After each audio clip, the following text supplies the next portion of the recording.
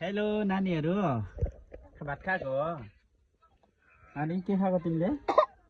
के हो यो ओहो कसले पकाइदिएको तिम्रो अङ्कलले हो कि बोइले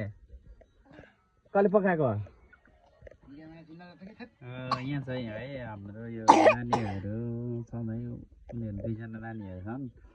अनि उसको चाहिँ बाबा मम्मी दुवै विदेशतिर हुनुहुन्छ अनि यहाँ चाहिँ खानासँग बनाएर हाम्रो अङ्कलले दिएको भनौँ है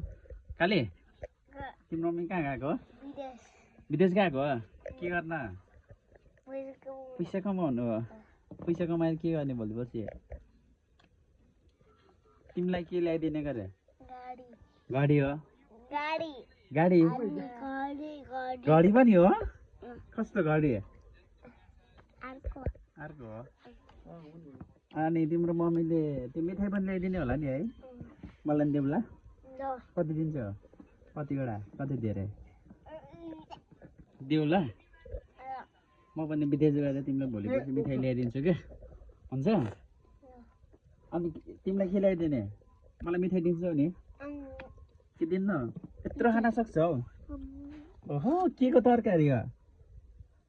के हो चाउमिन हो कसले बनाएको अङ्कलले बनाएको हो कि बोइले बनाएर राखेको अङ्कलले हो आज स्कुल गएन स्कुल गएको हो स्कुलमा के खायो आज बुझाएर के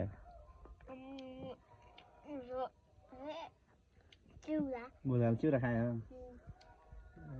यो यत्रो खान सक्छौ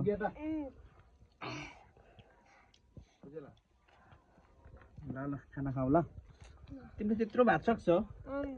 कति धेरै है तिमीले त मैले भन्दा धेरै खाँदो रहेछौ है यो के हो यो पानी हो त्यसरी खानु हुँदैन कि ओहो हेर यता जुठा हारेको किन झारेको तिमीले भातले सराप छ के अरे हेर